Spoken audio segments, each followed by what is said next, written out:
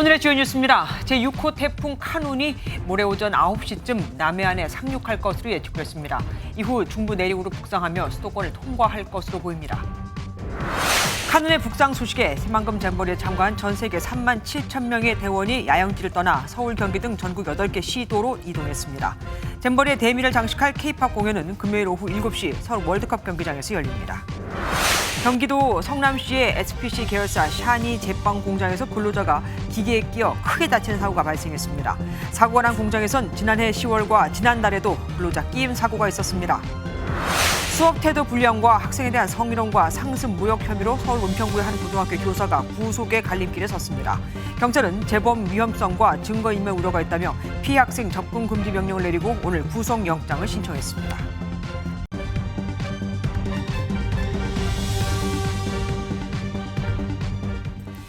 그렇게 덥더니 이번엔 태풍입니다. 6호 태풍 카눈이 모레 오전 한반도에 상륙한 뒤 중부 내륙을 타고 북상할 것으로 보입니다.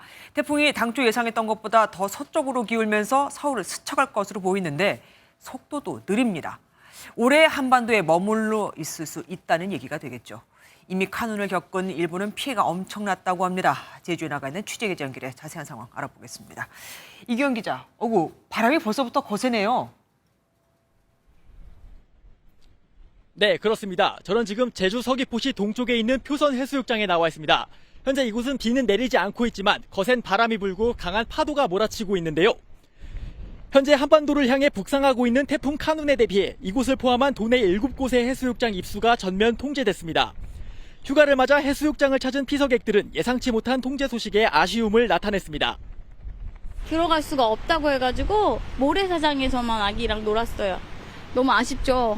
많이 못 놀아서요. 제주도 남쪽 바깥 먼바다와 남해 동부 바깥 먼바다에는 태풍주의보가 내려진 상태입니다. 제주도는 오늘 오전부터 비상 1단계 근무체제에 돌입했는데요. 태풍으로 인한 인명피해가 우려되는 지역 180개소 출입을 통제하고 상습 침수 지역 300여 곳을 집중 점검하고 있다고 밝혔습니다. 내일부터 오는 11일까지 제주 지역에만 100에서 200mm의 비가 내릴 것으로 예보된 만큼 도민과 관광객분들은 비 피해 조심하셔야겠습니다. 현재 태풍 카눈 영향권에 있는 일본도 피해가 막심하다면서요. 한반도에는 언제쯤 상륙할까요? 네, 그렇습니다. 현재 한반도를 향해 북상하고 있는 태풍 카눈은 앞서 일본 규슈 지역을 강타했습니다. 건물 간판이 떨어져 나가고 나무가 뿌리채 뽑힐 정도의 강한 비바람이 몰아치면서 피해가 잇따른 건데요. 지난 6일까지 일본 규슈 지역에서만 태풍 카눈의 영향으로 최소 2명이 숨지고 90명 넘게 다친 것으로 알려졌습니다. 또 한때 오키나와 전체 세대의 3분의 1 수준인 20만 세대가 정전되기도 했습니다. 일본을 휩쓴 카눈은 오늘 오후 3시 기준 일본 규슈 가고시마현 남쪽 230km 부근 해상을 지나고 있는데요. 모레 새벽 3시쯤 제주 서귀포 동쪽 해상에 접근한 뒤 오전 9시쯤 남해안에 상륙할 것으로 전망됐습니다. 지금까지 제주 서귀포시 표선 해수욕장에서 MBN 뉴스 이규현입니다. 태풍의 위력은 바람의 세기와 크기, 머무는 시간으로 결정된다고 해도 과언이 아닙니다. 이 카눈은 중심 속도는 빠른데 반면 지나가는 속도는 또 느립니다. 간판 같은 시설물을 날려버릴 정도의 센 바람을 소유한 상태로 내륙을 정면으로 관통하면서 천천히 지나갈 거란 얘기가 되겠죠. 어떤 피해가 우려되는지 최돈희 기자가 알아봤습니다. 6호 태풍 카눈 중심의 눈이 더 뚜렷해지는 가운데 여전히 강의 세력을 유지하고 있습니다. 특히 한반도 주변 기압계 사이에서 태풍을 끌어올리는 지항류 영향 없이 사람 걷는 속도보다 느린 시속 3km로 천천히 북상하고 있습니다. 상륙 시점에 태풍의 중심 기압은 970헥토파스칼, 순간 최대 풍속은 초속 35m로 예측됩니다. 초속 35m, 지붕이나 기왓장이 날아가고 달리는 기차가 탈선할 수 있는 정도입니다. 아직까지 태풍 진로가 유동적이지만 태풍의 위험 반경이 의미가 없을 정도로 한반도 전역이 태풍 영향권에 들 것으로 보입니다. 전국적으로 매우 강한 바람과 함께 매우 많은 비가 예상되는 만큼 철저한 대비가 필요합니다.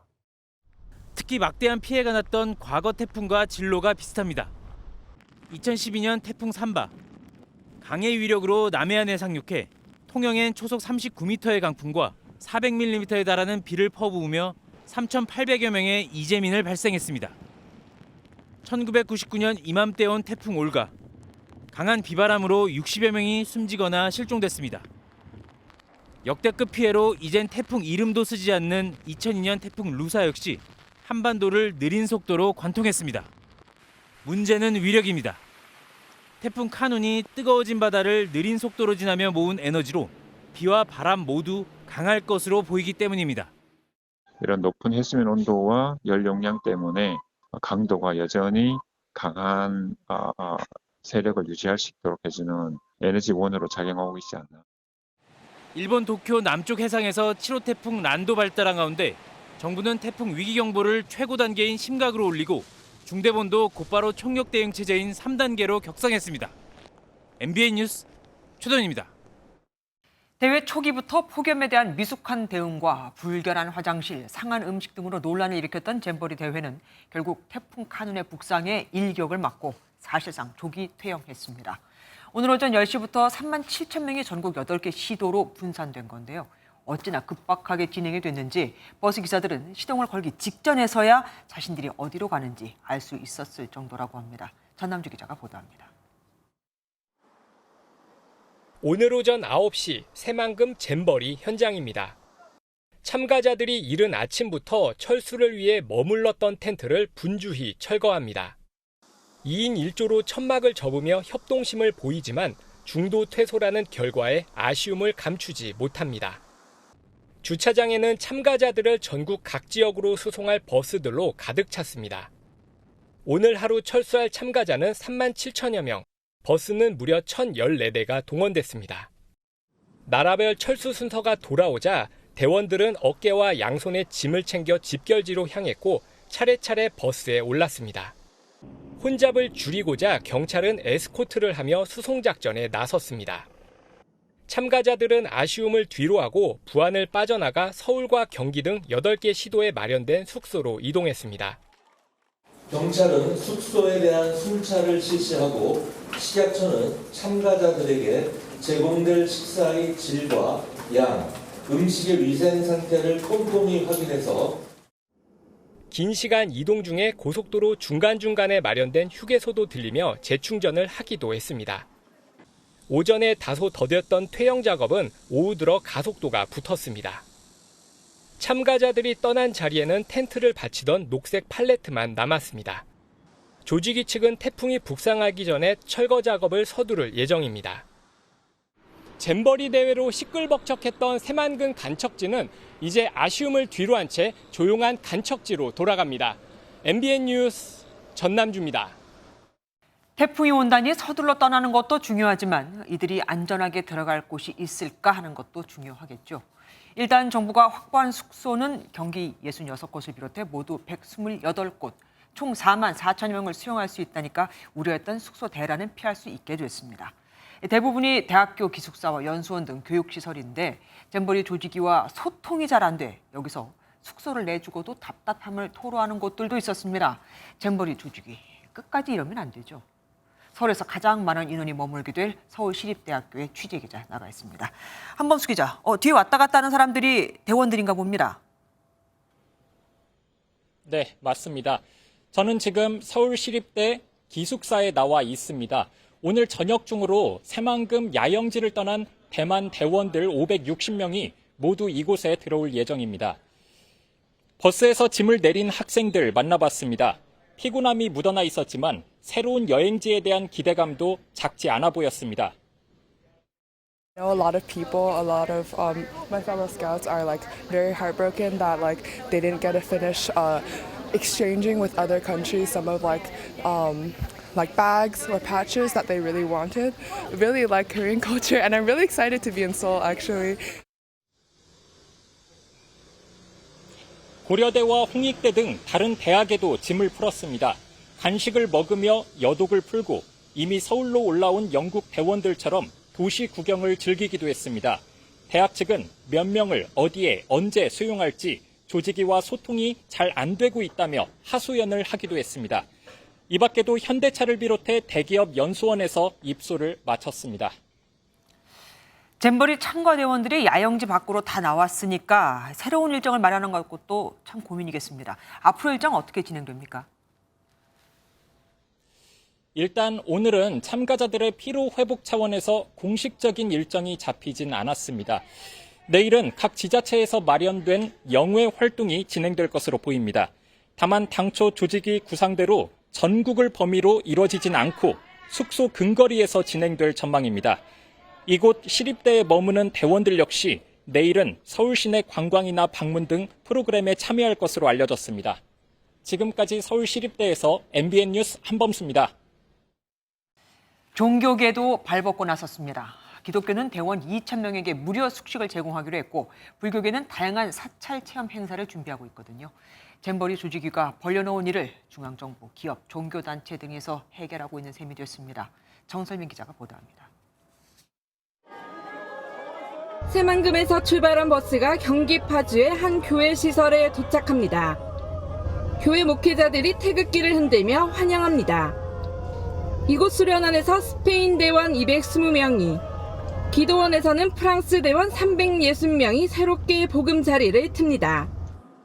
We are going to visit more Seoul. We are going to know more of the city, and yes, a great opportunity to visit more places of Korea. 한국 학생 1,600명도 이곳에서 나머지 일정을 소화하게 됩니다. 이 교회는 예정됐던 행사까지 모두 조정하며 무료 숙식 제공에 나섰습니다.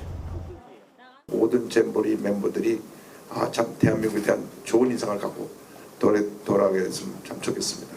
호텔 수준으로 잘 모시려고 합니다. 불교계도 한뜻으로 동참했습니다. 조계종은 수도권 10여 개 사찰을 개방하고 다양한 불교 문화 체험 프로그램을 준비했습니다.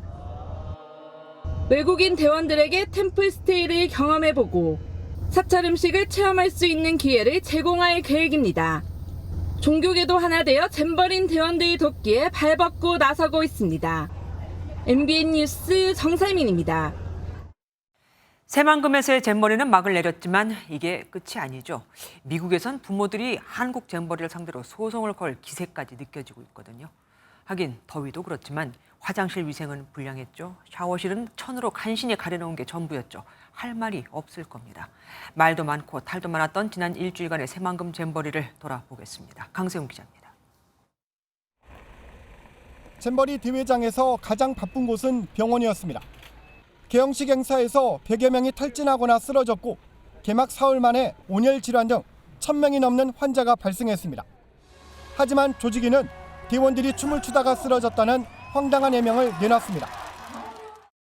K-팝을 하면서 조금 즐겁게 한다고 하면서 적응이 안 돼가지고 좀. 화장실은 오물이 그대로 남아있는 등 위생이 엉망이었고 샤워실은 천으로 된 가림막이 전부였습니다.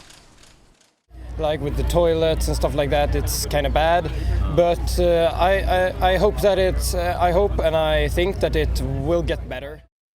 조직위에서 제공한 달걀에서는 곰팡이가 나왔고 야영지 내부 편의점은 음료와 얼음 등을 시중보다 비싸게 팔아 폭리를 취했습니다.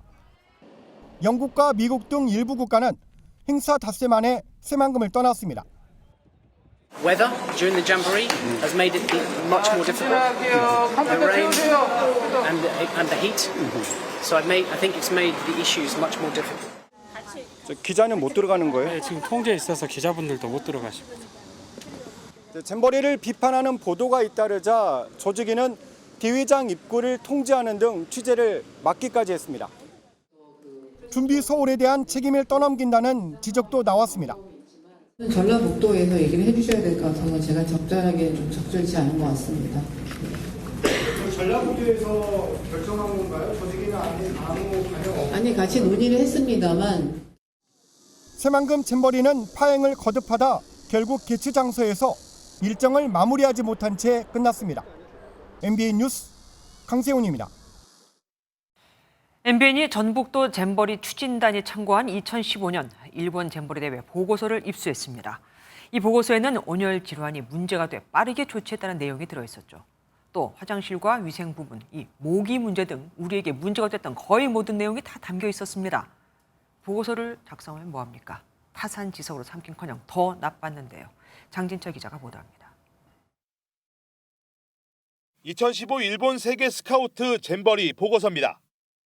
일본 스카우트 연맹이 작성했는데 전북도가 새만금 대회 참고 자료로 활용했습니다. 일본 잼버리 대회 기간도 새만금 대회와 마찬가지로 혹서기에 열렸습니다. 당연히 열사병이 문제가 됐습니다. 그런데 대응은 달랐습니다. 7월 30일과 31일에 열사병 환자가 많이 발생해 8월 1일에 하이킹 과정 활동을 취소했습니다. 이후 거리를 줄이는 등 안전 조치를 강화했습니다. 그 결과 열사병 환자는 감소했습니다. 폭염에 적절하게 대응하지 못한 새만금 대회와 대조되는 대목입니다. 또 정부도 인정한 새만금 대회의 가장 큰 불편사항은 화장실과 위생이었습니다. 화장실 위생이나 청결 문제 이런 부분에서 좀 부족한 점이 있었던 게 아닌가 이렇게 생각이 듭니다. 이 역시 일본 대회에서 본받을 만한 사례가 있었습니다. 일본은 당시 화장실마다 비데를 설치했습니다. 청소 트럭이 하루 77번 청소했고 배설물도 매일 걷어갔습니다.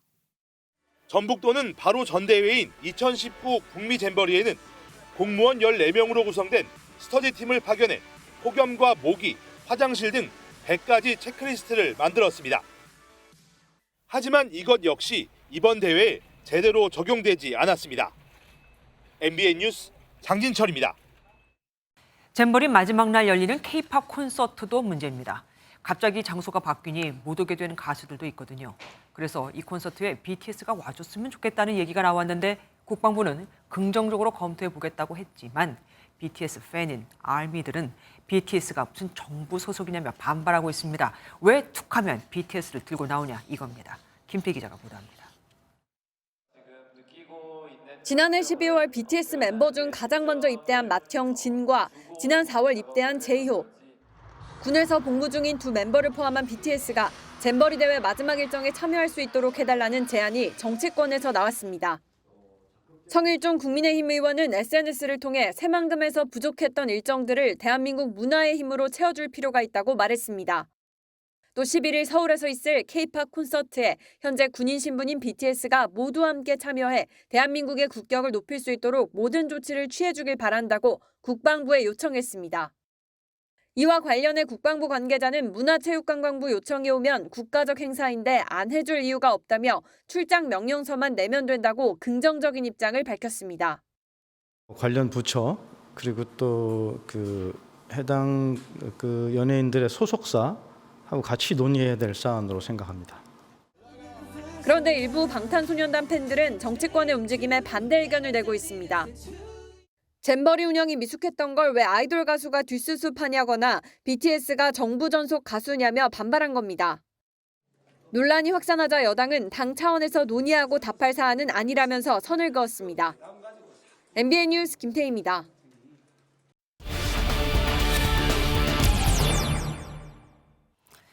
야영지를 떠난 잼버리 대원들이 어떻게 지낼지 또 문제는 없을지 여전히 우려가 남아있는 것도 사실입니다. 사회정책부 최희지 기자와 알아보겠습니다. 최 기자, K-팝 콘서트 기사를 잠깐 봤습니다. 이게 잘 치러질까요? 그날 어쩌면 태풍이 지나가고 있을 수도 있을 겁니다. 네, K-팝 콘서트는 해외 대표단이 가장 기다리는 행사인데요. 네. 여러 우여곡절 끝에 최종적으로 상암 월드컵 경기장으로 장소는 정해졌습니다. 이렇게 되면 8개 지역으로 분산된 대원들이 또다시 동시에 움직여 서울로 집결해야 하는 문제가 있습니다. 네. 오늘 대원들이 야영지를 떠날 때 헬기 4대와 경찰이 에스코트하며 안전을 책임졌던 것처럼 11일에도 만전을 기해야 할 것 같습니다.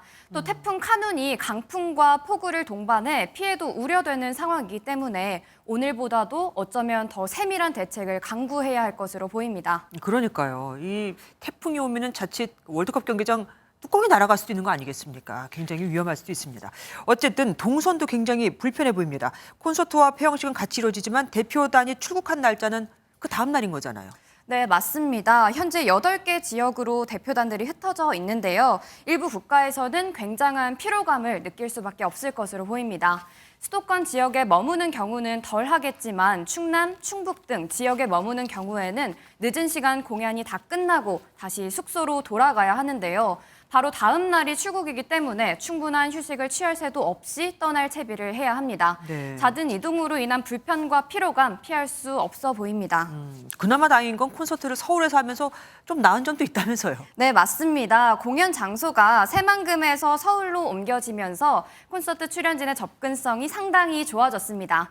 그러다 보니 출연을 고사했던 아이돌들도 다양하게 참여할 거란 전망이 나오고 있습니다. 또 마침 음악 프로그램 결방이 결정되면서 섭외의 어려움을 좀 던 것 같습니다.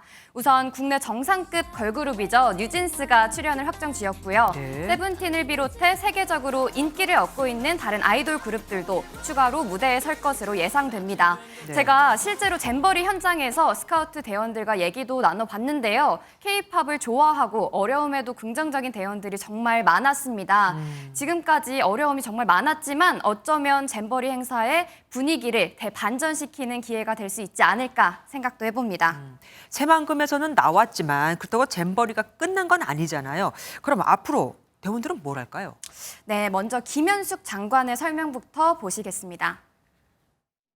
다양한 문화 체험이나 그다음에 여기서도 영지의 프로그램들이 굉장히 많이 돼 있기 때문에 저는 일종의 영지의 프로그램이 대한민국 전체로 넓어진 것이라고 생각이 됩니다. 국가보훈처에서는 오늘 보훈 탐방을 진행해 전쟁의 아픔을 영국 스카우트 대원들과 함께 추모하는 시간을 가졌습니다. The Korean War and what happened and how it started. It was really interesting and I really enjoyed it. 문화체육관광부에서도 청와대 출입을 지원해 900명의 대원들이 관람을 마쳤습니다. 그동안 더위에 지쳤을 대원들을 위해 공중에 물을 뿌리고 가림막을 추가로 설치하기도 했습니다. 네. 지금은 홍대 앞에서 스카우트 대원들이 직접 참여하는 버스킹 공연이 진행되고 있고요. 송파구에서는 올림픽 공원에서 공연되는 뮤지컬 관람을 지원합니다. 뭐 불가피하게 진행된 것이라는 걸 인정합니다. 그런데 이런 문화 활동들이 스카우트 정신에는 맞는 거 맞습니까? 스카우트 홈페이지에 들어가 보면 스카우트 활동에 대한 정의를 이렇게 하고 있습니다. 대자연 속에서 단체 생활을 통해 스스로 자신의 잠재력을 개발한다. 핵심은 대자연 속에서의 야영과 단체 활동인 건데 앞서 보셨다시피 지금 진행되는 프로그램은 스카우트 핵심 가치와는 상당히 거리가 멀어 보입니다. 네, 영원히 기억에 잊지 못할 잼버리가 되겠습니다. 지금까지 사회정책부 최희지 기자와 함께했습니다. 고맙습니다. 우여곡절 끝에 잼버리 대회가 끝나면 관리 부실 책임을 묻는 대대적인 감찰이 진행되겠죠. 주무부처이면서 준비가 소홀했다는 지적을 받는 여성가족부가 주요 대상이 될 것으로 보이는데 그 결과에 따라 장관에 대한 문책성 교체도 이루어질 수 있을 겁니다. 원주희 기자가 보도합니다. 대통령실은 이번 잼버리 대회 준비 부실 논란과 관련해 주무부처인 여성가족부의 책임이 크다고 보고 있습니다.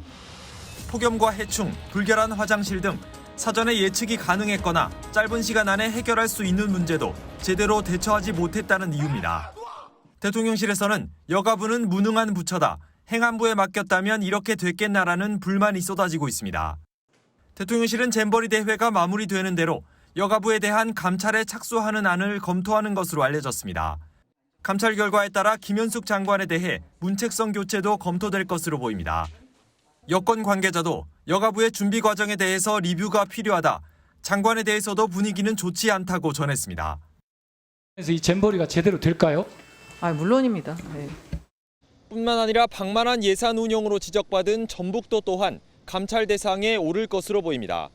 MBN 뉴스 원중입니다. SPC 그룹 계열사인 경기도 성남 샤니 제빵 공장에서 50대 여성 근로자가 반죽기계에 끼어 심정지 상태로 병원으로 옮겨졌습니다. 이 공장에서 발생한 끼임 사고만 벌써 3번째인데 이 공장에 소속된 SPC 그룹의 다른 공장에선 지난해 끼임 사고로 20대 근로자가 숨지는 일도 있었습니다. 윤규란 기자가 먼저 보도합니다. 오늘 오후 12시 40분쯤 경기도 성남 샤니 제빵 공장에서 다친 사람이 있다는 소방 신고가 접수됐습니다. 출동한 소방당국은 공장 안 반죽기계에 왼쪽 배 부위가 끼어 크게 다친 50대 여성 근로자를 발견했습니다. 피해자는 심정지 상태로 심폐소생술을 받으며 30여 분 만에 인근 병원으로 옮겨졌습니다. 다행히 병원에서 호흡과 맥박이 돌아와 수술을 받은 것으로 알려졌습니다. 사고 당시 2인 1조로 일하던 피해자는 동료 근로자가 안전 확인을 하지 않은 채 기계를 작동시키면서 변을 당한 것으로 파악됐습니다. 경찰은 작업장 CCTV와 함께 근무한 직원 진술 등을 토대로 정확한 사고 경위를 파악하고 있습니다. 해당 공장에선 지난해 10월 40대 근로자가 기계에 손가락이 끼면서 절단되는 사고가 있었습니다. 지난달엔 50대 근로자가 오작동으로 정지된 기계를 조치하다 손이 빨려 들어가 손가락이 골절되기도 했습니다. 같은 SPC 계열사인 평택 SPL 제빵 공장에서도 지난해 20대 근로자가 소스를 섞는 기계를 가동하다 끼임 사고로 숨지면서 그룹 회장이 대국민 사과를 하기도 했습니다. 이번 사고에 대해 책임을 통감하고 있습니다. 국민 여러분의 엄중한 질책과 지적을 겸허히 받아들이겠습니다. 이후 SPC그룹은 3년 동안 1,000억 원을 투입해 안전성을 강화하겠다고 밝혔지만 그룹 내 안전사고는 끊이질 않고 있습니다. MBN 뉴스 윤기란입니다. 앞서 보신 것처럼 지난해 근로자 사망 소식으로 시끄러웠던 SPC에서 또 사고가 났습니다.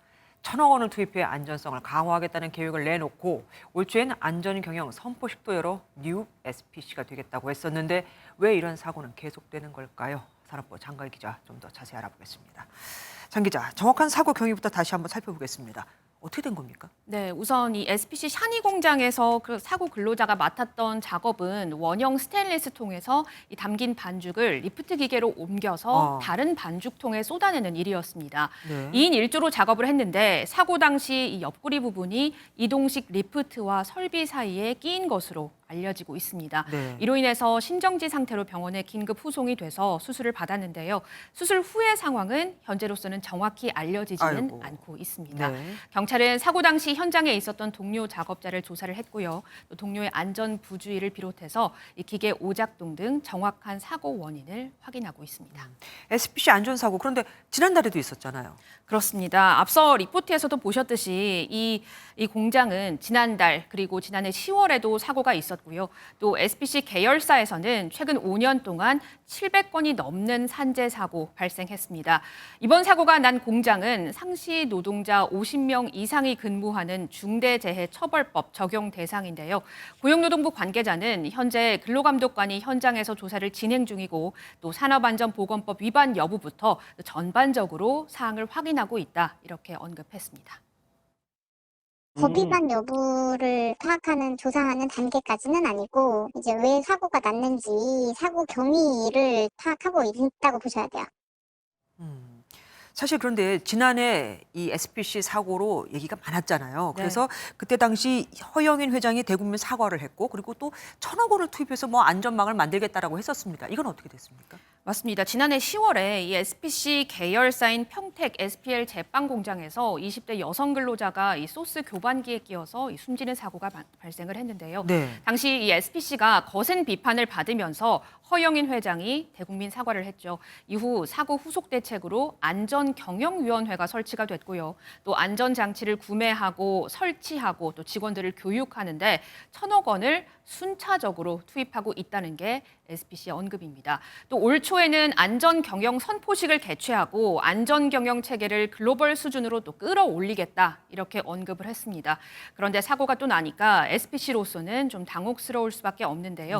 정확한 조사 결과를 좀 지켜봐야겠지만 허 회장의 사과 이후에 3번의 사고가 추가로 발생을 했고 또 동료 근로자의 과실이 있었다 할지라도 안전교육이 제대로 안 된 점은 분명한 만큼 또 비판을 피해가기는 어려워 보입니다. 예, 어쨌든 간에 피해자분이 빨리 회복을 했으면 좋겠는 말입니다. 지금까지 장가희 기자와 함께했습니다.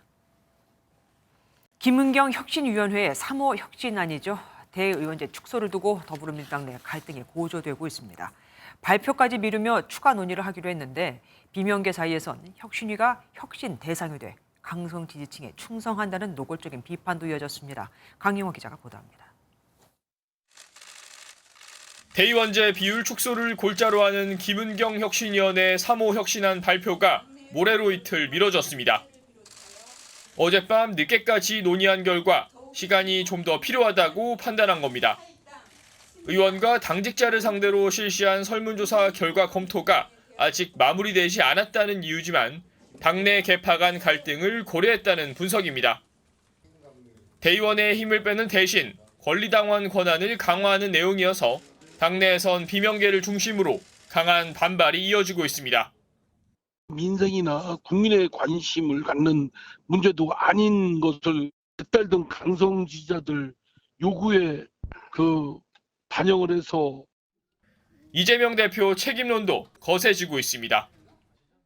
비명계한 의원은 MBN 취재진에 김은경 위원장을 데려온 사람은 이재명 대표라며 혁신위 문제의 책임은 결국 이 대표에게 있다고 밝혔습니다.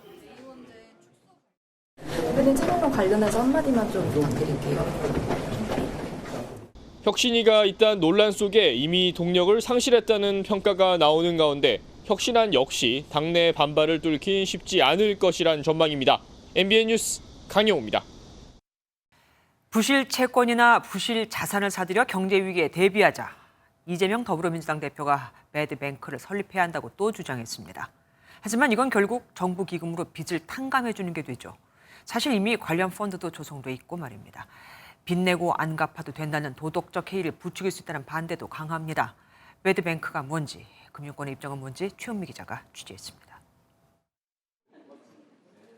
이재명 더불어민주당 대표는 소상공인과 자영업자를 만난 자리에서 다시 한번 배드뱅크 필요성을 강조했습니다.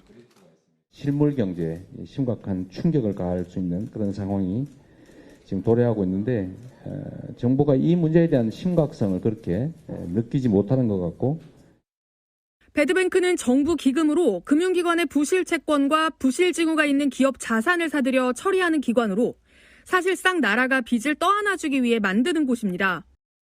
1,062조 원에 달하는 가계비 시한폭탄이 터지기 전에 뇌관을 제거하려면 배드뱅크가 있어야 한다는 논리입니다. 그러나 금융권에서는 부정적 시각이 많습니다. 가계대출 가운데 담보가 있는 주택담보대출 비중이 크고 전체 가계대출의 70%를 차지하는 은행권 연체율도 0.4%에 불과해 외환위기나 금융위기 때와는 다르다는 겁니다. 생각보다 부실화가 심각한 건 아니기 때문에 가계대출의 금액 자체가 많다, 수준 자체가 많다고 해서 그 모든 대출이 다 부실화되는 것은 아니거든요. 성실하게 빚을 갚아온 사람들에 대한 역차별 논란을 불러올 수 있다는 것도 문제입니다. 실제로 2013년 박근혜 정부 때 국민행복기금을 만들어 1억 원 이하 신용대출 연체자를 구제했지만 대상자 선정을 두고 논란이 컸습니다. 금융당국은 이미 4조 9천억 원 규모의 구조조정 전문회사가 있고 9월부터는 1조 원 규모의 부동산 PF 정상화 펀드도 가동되는 만큼 지금 배드뱅크를 설립하는 건 신중을 기할 필요가 있다는 입장입니다. MBN 뉴스 최은미입니다. 음주운전 도대체 어떻게 해야 사라질까요? 어젯밤 서울 한남동에서 사고를 내고 도주하던 승합 차량이 또 사고를 내 상대 차량 운전자가 숨지고 보행자 2명이 중상을 입었습니다. 첫 번째 사고에서만 멈춰 섰어도 사람이 죽는 일은 벌어지지 않았겠죠. 이시열 기자가 단독 보도합니다. 서울의 한 고가차도 아래로 경찰차와 소방차가 차례로 달려갑니다. 견인차가 절반쯤 파손된 승합 차량을 끌어내기 위해 다가가는 모습도 보입니다. 어젯밤 11시 15분쯤 음주운전을 하던 40대 남성 A씨의 SUV 차량이 다른 승용차를 들이받는 사고가 났습니다. 사교차 교통사고가 있었다고 이렇게 신고가 들어왔어요. 관련된 신고는 한 총 한 15건 정도 들어왔어요. 이 사고로 승용차에 타고 있던 50대 남성이 숨졌고 차량이 충격에 밀려나며 지나가던 행인 2명도 중상을 입고 병원으로 옮겨졌습니다. 소리가 들려서 나가면 크게 사고가 났더라고요. 그러면 완전 차가 완전 박살났던데. 사건이 발생한 현장입니다. 폭탄이 터진 것처럼 큰 소리가 나며 두 차량이 충돌했는데 아직도 사고의 흔적이 그대로 남아 있습니다. 경찰 조사 결과 A씨는 서울 한남오거리에서 약 2.5km 떨어진 곳에서 1차 사고를 내고 도주했던 것으로 확인됐습니다. 이후 고가도로 밑에서 좌회전하던 피해자의 차량 측면과 정면으로 부딪힌 겁니다. 경찰이 A씨에 대해 음주 측정을 실시한 결과 A씨의 혈중 알코올 농도는 면허 취소 수준의 만취 상태였습니다. 서울 용산경찰서는 A씨를 특가법상 위험운전 치사 혐의로 입건해 조사하는 한편 구속영장을 신청했습니다. MBN 뉴스 이시열입니다. 고3 학생들 앞에서 제대로 된 수업도 하지 않고 수업 시간에 게임을 하거나 심지어 자고 성희롱하고 상습적으로 막말을 한 교사에게 구속영장이 신청됐습니다. 정도가 심했다고는 하지만 사실 상당히 이례적인 일입니다. 김태현 기자의 단독 취재 내용 먼저 보시고 자세한 이야기에서 들어보겠습니다. 서울 은평구의 한 고등학교입니다. 이 학교에 올해 3월 기간제 교사로 부임한 40대 남성 A씨. 1학기가 끝나가는 시점, 고3 학생들은 A씨 수업의 수행평가 기준이 처음 고지된 것과 다르다며 학교 측에 이의를 제기했습니다. 학교 측은 문제가 커지자 학생들을 대상으로 설문조사를 진행해 평가 기준뿐만 아니라 A씨의 수업 태도에 문제가 있는 것도 확인하게 됐습니다. A씨가 교실에서 휴대전화로 게임을 하거나 자고, 도박과 같은 유해한 내용을 수업 시간에 말했다는 주장이 나온 겁니다. 심지어 학생을 성희롱했다는 정황이 드러나 지난달 초 경찰이 수사에 들어갔습니다. 경찰은 A씨가 수업 시간에 학생들에게 상습적으로 모욕적인 언사와 허위 사실을 유포했다는 혐의도 들여다보고 있습니다. 하지만 A씨는 경찰 조사에서 혐의를 부인한 것으로 알려졌습니다. 심지어 신고 사실을 알고 학생들에게 회유와 협박을 한 정황까지 경찰이 포착한 것으로 확인됐습니다. 법원은 학교와 학생에 대한 접근 금지 명령을 내렸습니다. 서울 은평경찰서는 재범과 증거인멸 우려가 있다고 판단해 오늘 구속영장을 신청했습니다. 학교 측은 아직 A씨가 해임되진 않았지만 징계 절차를 밟고 있고 학생을 평가하는 수업엔 A씨가 들어가지 않게 조치를 취했다고 설명했습니다. 또 채용 당시 성범죄 등 문제가 되는 이력은 없었다고 밝혔습니다. MBN 뉴스 김태형입니다.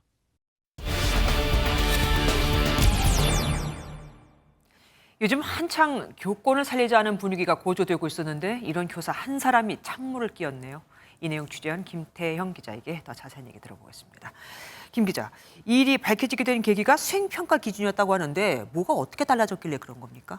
네, 고3 학생들에게 제일 예민한 수행평가 기준이 문제가 되면서 그동안의 불만이 터져 나온 것 같습니다. 네. 학기 초에는 시험 보기 2주 전 범위나 내용을 알려준다고 고지를 했는데 네. 약속대로 고지하지 않고 시험을 봤다고 합니다. 학교 측은 민원을 수용했고 고3 학생들은 학기 말에 재시험을 보는 등 대혼란을 겪을 수밖에 없었습니다. 교사의 성희롱 정황까지 드러나면서 경찰도 수사에 착수했고요. 아무리 그래도 교사에게 구속영장이 신청된 건 거의 본 적이 없습니다. 혐의가 중해서 그런 겁니까? 네, 경찰은 현재 수사 진행 중인 사안이고 미성년자 관련 내용이기 때문에 어떻게 성희롱을 했고 모욕을 했는지는 밝힐 수 없다는 입장인데요. 네. 다만 교사가 학생을 회유한 정황을 경찰이 크게 본 것 같습니다. 네. 보통 구속영장 발부 사유를 보면 증거인멸과 도주 우려가 있다는 표현을 많이 쓰잖아요. 네네. 이렇듯 학생을 회유하려는 정황을 심각하게 봤기 때문에 경찰이 신병 처리에 나섰을 가능성이 큽니다. 회유는 증거인멸과 관련이 되니까 말이죠. 네. 그런데 이 교사는 혐의를 부인하고 있습니다. 또 학교 측에서도 설문조사 관련해서 어느 정도 반박을 하고 나섰고요. 네, 그렇습니다. 학교 측에서 이 해당 설문조사 결과를 토대로 교사에게 따졌더니 조목조목 반박을 했다고 합니다. 먼저 쉬는 시간에 휴대전화를 썼다. 수업 내용과 연계해서 말해주려다 도박과 같은 내용이 나왔다는 이런 해명을 했습니다. 네. 물론 교사의 말이 사실이라 하더라도 고3 학생들 앞에서 도박처럼 유해한 말을 하는 건 납득이 좀 어려운 부분이긴 합니다. 그런데 곧 개학이잖아요. 그러면 2학기엔 어떻게 됩니까? 그대로 이 선생님이 수업에 들어가는 겁니까? 네, 리포트에서 보신 대로 2학기 수업 예정입니다. 네. 개학 기간 문제도 있고 민원이 접수됐다고 해서 바로 해임을 할 수 없다는 게 학교 측 설명입니다. 다만 학교에선 피해 학생과 교사를 분리하는 등 재발 방지 대책은 철저하게 하겠다고 밝혔습니다. 물론 구속영장이 발부되면 이야기가 달라지겠죠. 경찰 수사가 진척되면 징계 절차도 속도를 낼 것으로 보입니다. 스승은 없고 교사만 있는 세상이 된 건 아닐까 참 씁쓸합니다. 지금까지 김태형 기자와 함께했습니다. 긴 폭염에 전력 수요도 연일 비상입니다. 전력 당국이 모든 발전소를 풀 가동하며 전기가 끊기는 일이 발생하지 않도록 안간힘을 쓰고 있는데 이게 먼 나라, 남의 나라 얘기 같은 곳이 많습니다. 최윤영 기자가 현장을 취재했습니다. 전력거래소 경인관제센터. 어제 전력 사용량이 역대 최대를 기록한 터라 관계자들이 걱정스러운 눈빛으로 치솟는 전력 수요량을 쳐다보고 있습니다. 산업부, 한국전력거래소, 한전, 발전공기업 등 모든 전력 유관기관은 총력을 다해 전력 수급 비상 상황에 대응하고 있습니다. 같은 시각 서울 명동거리. 가게들 대부분 문을 열어놓고 영업을 하고 있습니다. 바깥 온도가 35도를 넘어 올 들어 가장 더웠지만 가게 앞은 실내 못지않게 시원한 냉기가 느껴집니다. 손님을 끌려고 선풍기로 에어컨의 바람을 밖으로 내보내기도 합니다. 또 이거를 닫아놓으면 또 안 들어가. 추면 또 전기실은 나가지만 문을 열고 안 열고의 차이가 커서 대기업 같은 데는 닫아놓고 하는데 이런 데는 닫고 열고의 차이가 매출 측면은 하루에 합니다. 개문 냉방, 끊임없는 지적에도 여전합니다. 문을 열고 냉방을 할 경우 전력 소비는 최대 3-4배가량 증가하는 것으로 파악됐습니다. 에너지관리공단이 최근 조사한 결과 명동과 홍대 등 서울 주요 번화가의 상점들은 70%가 문을 열고 냉방을 하고 있는 것으로 나타났습니다. 공급하는 원가가 한 175원 정도 지금 하는 상황이고요. 지금 상점에서 쓰는 전기 요금이 한 157원 정도 하기 때문에 원가 수준으로 전기요금을 올리는 것은 필요하고요. 일반 가정처럼 상점에도 누진제를 적용하고 과태료도 올려야 한다는 목소리가 있지만 무엇보다 상점 주인들의 에너지 인식이 바뀌어야 한다는 지적입니다. MBN 뉴스 최윤영입니다. 건강에 대한 관심이 커지면서 단백질 보충제 챙겨 드시는 분들 많죠. 국내 시장 규모가 4천억 원을 넘어섰을 정도입니다. 그런데 같은 단백질 보충제라도 건강기능식품이 있고 또 어떤 건 일반 식품으로 분류된다는 걸 아십니까? 기준이 제각각이라는 얘기인데 이러다 보니 당류가 무려 105배 차이가 나기도 합니다. 유승호 기자가 취재했습니다. 서울의 한 대형마트 매장 한 켠에 단백질 보충제들이 진열돼 있습니다. 체중 관리에 신경 쓰는 젊은 층뿐 아니라 최근엔 남녀노소를 가리지 않고 찾는 사람이 늘고 있습니다. 간편하고 좋으니까 많이 찾는 편이죠. 그러니까 아들이 이거 권해서 한번 먹어보면 좋고 편하다. 잡숴보시라고 해갖고 손자도 먹고 아들도 먹고. 지난 2018년 800억 원 규모였던 국내 단백질 시장은 지난해 4천억 원대로 커졌습니다. 제품 종류도 분말과 음료, 그리고 밥까지 다양합니다. 하지만 같은 단백질 보충제라도 필수 아미노산 함유량 관리 기준 적용 여부에 따라 건강기능식품과 일반식품으로 나뉩니다. 건강기능식품과 달리 일반식품은 관리 기준이 없다 보니 함유량이 제각각입니다. 한국소비자원이 단백질 보충제 중 일반식품으로 분류된 16개 제품을 조사해보니 단백질 함유량이 5배가량 차이가 났습니다. 특히 함유량 기준이 없는 당류의 경우엔 차이가 무려 105배에 달했습니다. 과잉 섭취 시 부작용이 있을 수밖에 없습니다.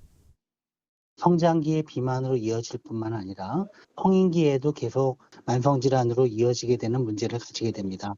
중년층의 경우는 젊을 때에 비해서 에너지 대사율이 감소함으로써 주의가 필요합니다.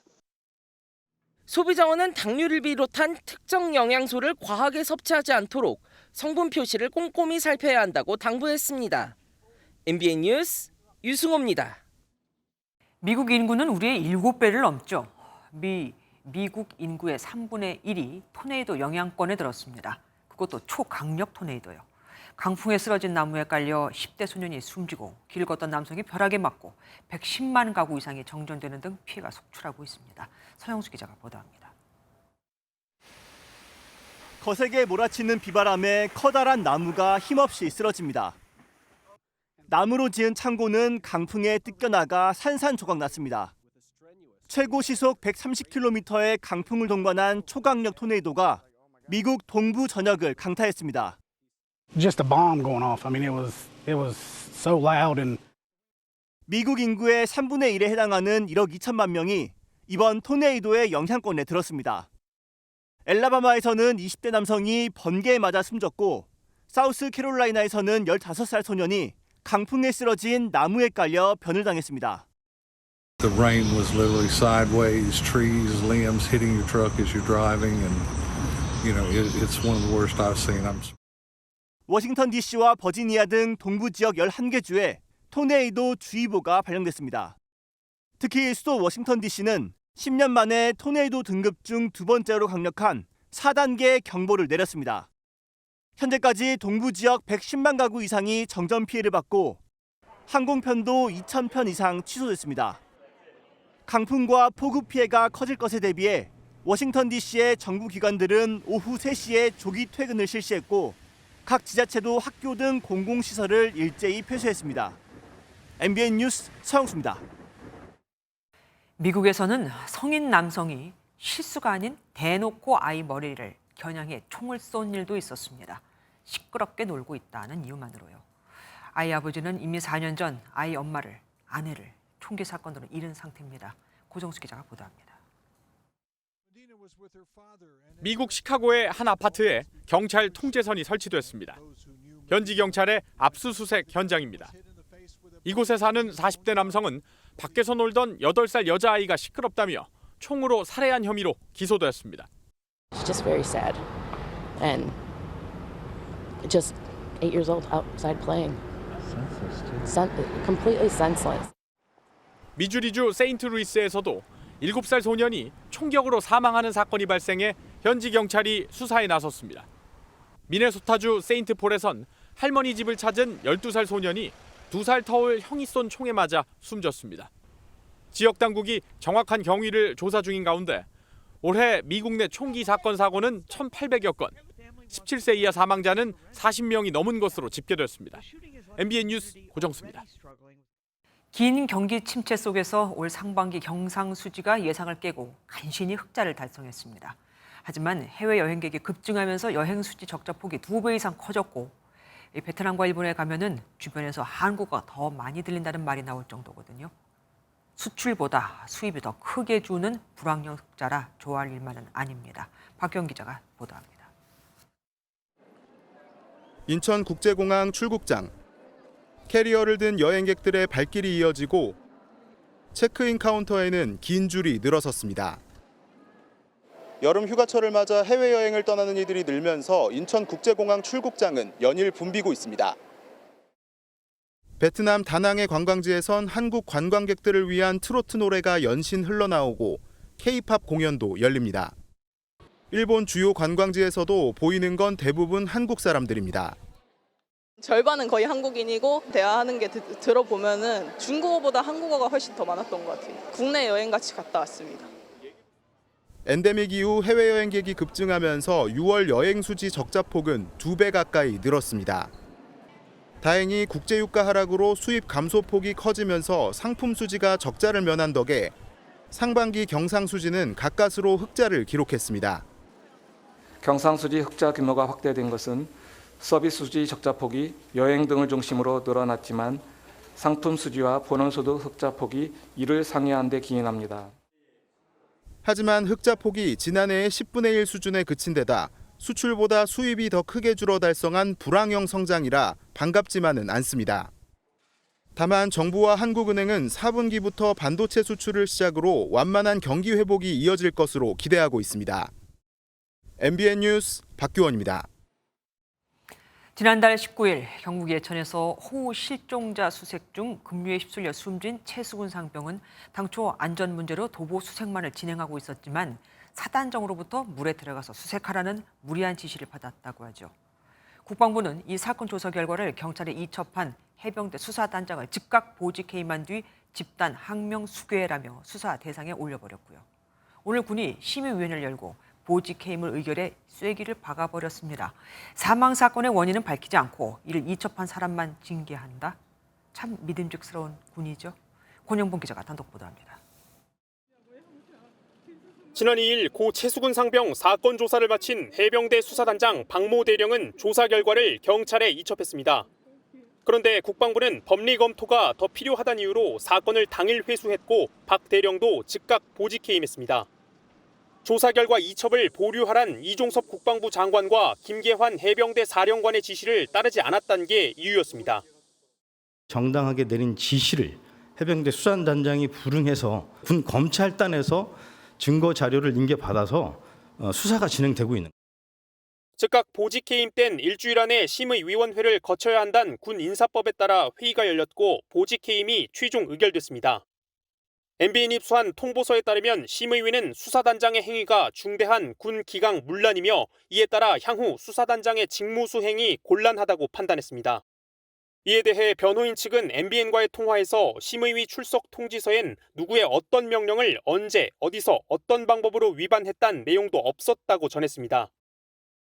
고 최수근 상병이 순직한 지 3주가 지났지만 책임 공방이 이어지면서 정작 진상규명과 책임자 처벌은 제자리 걸음을 걷고 있습니다. MBN 뉴스 권용범입니다.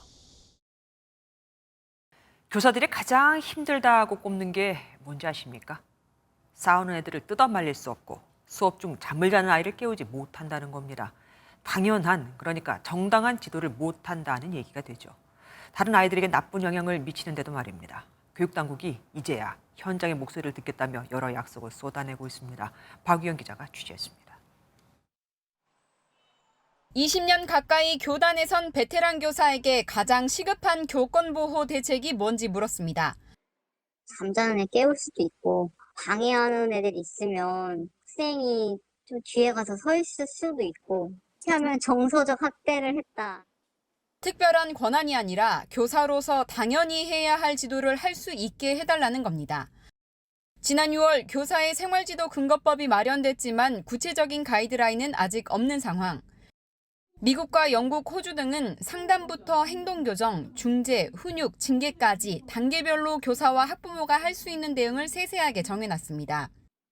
모든 학생의 학습권 보장, 이게 굉장히 핵심인 것 같습니다. 특히 학부모의 경우 가족들을 위한 안내서를 전달받고 숙지했다는 서명서를 이제 제출을 하게끔 되어 있습니다. 그래서 이게 한 120페이지가 넘는 굉장히 교육당국은 오늘 하루에만 중고교와 특수교육, 유치원 등 학교급별 교사들을 만나 뒤늦은 반성과 약속들을 쏟아냈습니다.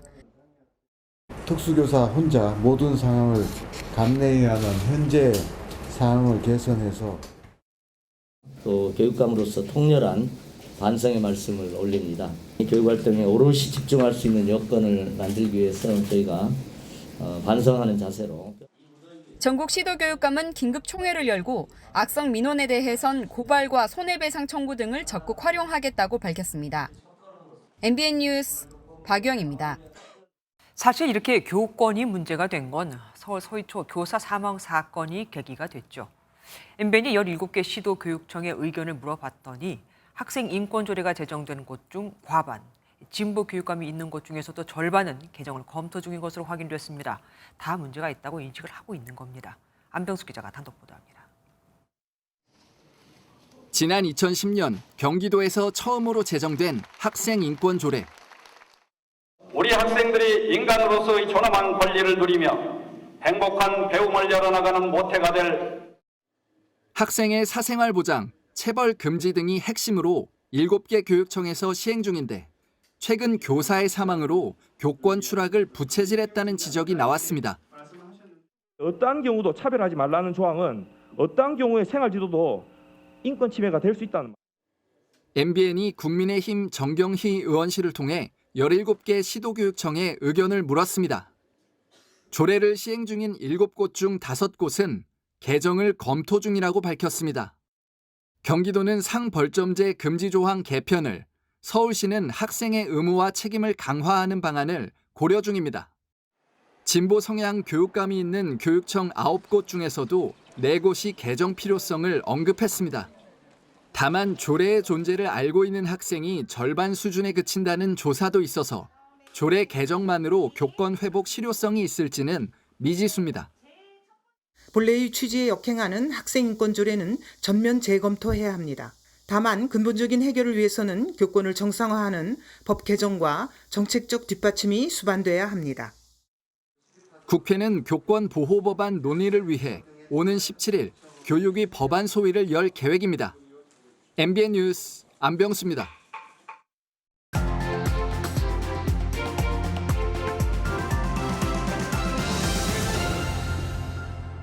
I'm not just going to give you my respect because you're called a teacher. 캘리포니아 롱비치의 한 고등학교에 부임한 교사 에린 그루웰은 인종차별과 폭력에 노출된 그야말로 문제 아들이 가득한 학교에서 참교육을 위한 꿈과 소명을 펼쳐보려 고군분투합니다. 결국 아이들은 선생님의 헌신적 노력에 마음을 움직이게 되죠. 이 영화는 실화를 바탕으로 만들어졌다는데 왜 우리 교육 현실은 이렇지 못한 걸까요? 지난 6월 다른 학생들이 보는 앞에서 제자에게 폭행을 당해 전치 3주의 상해를 입은 초등교사는 외상 후 스트레스 장애로 지금도 학교에 나가지 못하는 상태. 여기에 엄벌을 촉구하는 교사들의 탄원서도 10,000장 이상 접수가 됐다는데 서울시 교육청의 태도가 참 기가 막힙니다. 팔에 깁스를 한 교사에게 고발 요청서를 자필로 써서 제출하라고 했거든요. 이미 변호사가 고발 요청서를 작성했는데 팔을 다쳐서 작성이 어렵다고 했는데도 말입니다. 이게 다가 아닙니다. 교육청은 가해 제자를 전학시키기 위해선 담임교사가 제자의 행동 특성 등에 대한 평가를 직접 또 작성해야 한다고도 했습니다. 외상 후 스트레스 장애로 출근도 못하는 사람에게 가해자가 평소 어땠는지를 평가하라니요. 그 끔찍했던 과거를 다시 떠올려서 써보라니요. 비난이 거세지자 서울시 교육청은 보완이 필요해 자필 고발 요청서를 요청했던 건 맞지만 기존에 제출한 서류로 가름하기로 했다며 슬쩍 말을 바꿨습니다. 교육청은 학생의 인권만 보호하는 곳이 아닙니다. 교권도 지켜줘야 하는 곳입니다. 하지만 우리 교육청의 행태를 보면 한쪽으로 기울어져 있다는 생각을 지울 수가 없죠. 교육감을 별도로 뽑은 건 정치색과 무관하게 일관된 교육 철학을 가져가게 하기 위해서입니다. 그런데 정치 권력에 따라 교육 정책이 바뀌다니요. 어느 정부에선 학생 인권에, 어느 정부에서는 교권에 초점을 맞추다 보면 교육 정책은 백년지 대계는커녕 오락가락 춤을 추게 됩니다. 정치 권력은 계속 이동하게 돼 있으니까요. 제발 교육에서만이라도 정치는 좀 빼주십시오. 그냥 우리 선생님들과 아이들만 생각해달라고요. 그게 그렇게 어렵습니까? 교육청의 존재 이유가 뭡니까? 김주아의 그런데 오늘은 정치에 휘둘리는 학교였습니다. 안녕하세요. 김주아입니다. 공정하고 신속한 MBN 뉴스 유튜브를 통해서도 만나보실 수 있습니다. 특히 더 많은 뉴스와 라이브를 보고 싶으시다면 오른쪽을 눌러서 구독하시면 됩니다. 어렵지 않죠? 빠르고 정확한 뉴스로 계속 찾아뵙겠습니다. MBN 뉴스를 시청해 주신 여러분 고맙습니다.